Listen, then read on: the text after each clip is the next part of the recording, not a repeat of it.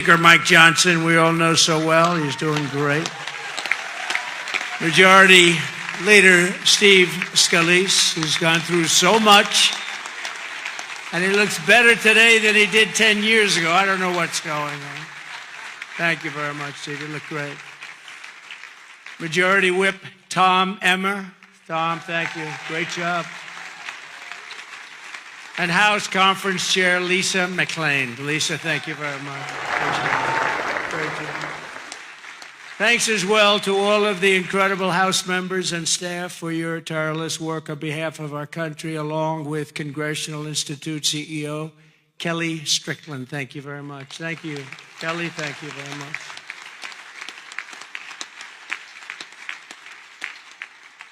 So we have Kellyanne Conway. Nobody knows Kellyanne. Does anybody know? Where's Kellyanne?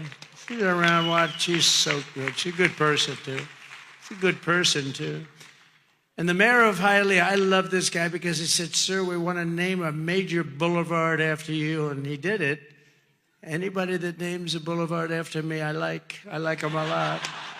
Esteban Bovo. And Hialeah, Mayor of Hialeah, thank you, wherever you may be. Esteban, where are you? Thank you. Thank you very much. Thank you. Great honor, actually. A lot of people come back from Hialeah. They say, they just named a road after you. I say, that's okay. It's a beginning, right? It's a start. With the help of everyone in this room, we've just won the most epic, consequential political victory in American history, according to a lot. One of the major fake newspapers, so in this case it's not fake news, let's say, but they said it's the most consequential election victory in the last 129 years. I'm trying to figure out what that means, 120. Who was there 129 years ago? But it was a great one. At the presidential level, we won the popular vote for the first time of any Republican in decades. We swept all 7 swing states, Pennsylvania, Wisconsin, Michigan, Georgia, North Carolina, Arizona, and Nevada by very, very big margins, record-setting. And for the first time ever, all 50 states, did you know this? Shifted toward the Republican Party. We've never had that before. Nobody has, actually. It's never happened before. You must be doing a good job, fellas. We won the largest number of African-American voters in Republican history, including 39% of black men, a record by a lot, so that's really nice. Thank you. And we won more Hispanic American votes than any Republican ever. It's never won any, not even close. Look at that, Hispanic American.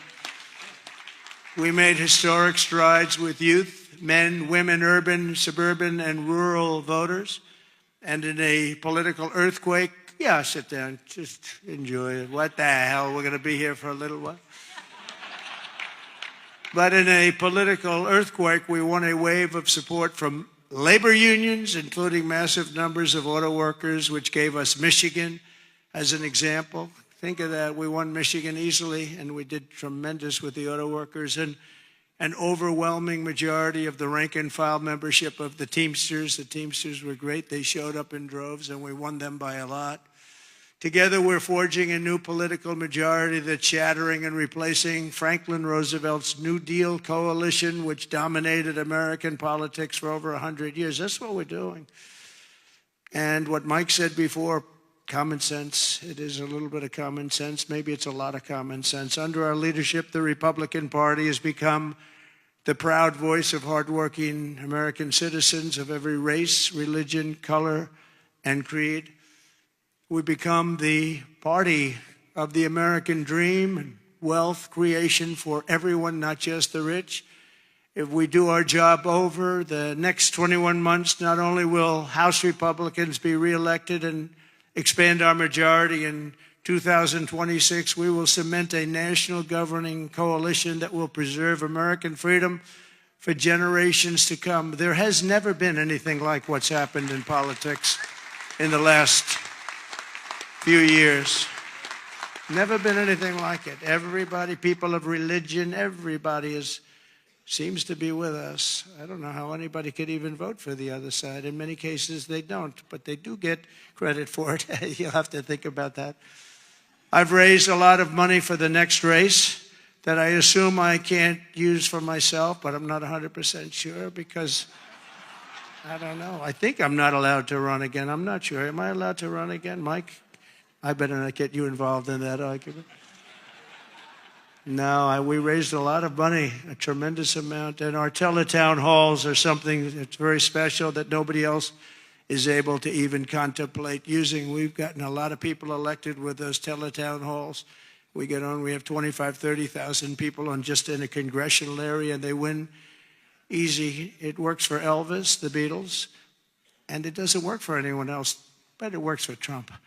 And we would have tremendous crowds on those calls, and I think I'll bet we got 35, 40 people elected because of the teletown halls. But I did say to them, and I said, this is the greatest, the person that sort of has the rights to it, and he happens to be a great Republican. I said, this is the greatest invention. This thing is going to make a fortune. He said, no, it's not that good, actually, because it only works for you.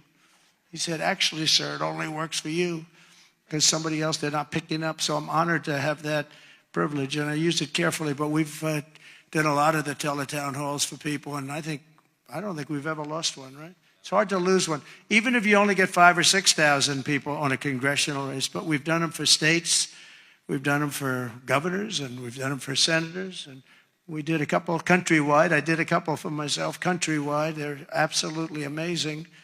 And we got the message out through that and lots of other means. We even got it out through TikTok. Has anyone ever heard of TikTok?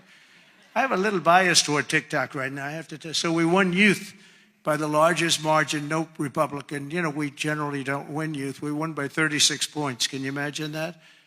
And I think TikTok had something to do. So pardon me if I'm I became a little bit jaded toward TikTok, but we'll see what happens. We're going to have a lot of people bidding on it. And if we can save all that voice and all the jobs, and China won't be involved. You don't want China involved, but we'll see what happens. We'll see what happens. But over the past 7 days, my administration has been moving with urgency and historic speed to reverse every single disaster of the Biden administration. By the way, the guy was a disaster, okay? We want to be nice. And he's probably not listening right now because it's a little late. But, I don't want him to listen. I don't want to say it. I feel badly. I was, making the inauguration speech, and I'm saying all the bad things. And he's sitting like right here. I'm saying they were a horrible administration. They didn't know what they were doing. They were grossly incompetent. I got a guy sitting right next to me. It's not that easy to do, even though he didn't understand what I was saying. He really did. And deliver on the mandate that we've been given by the American people. In a single week, I've taken over 350 executive actions. We've signed 300, and who ever heard of that one? And as I said in my inaugural address, the American decline is over. It's over.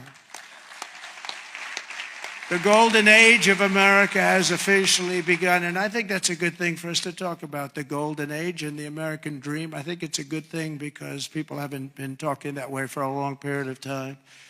On day one, I directed every member of my cabinet to marshal all powers at their disposal to defeat inflation and bring down the cost of daily life, and we're going to do that.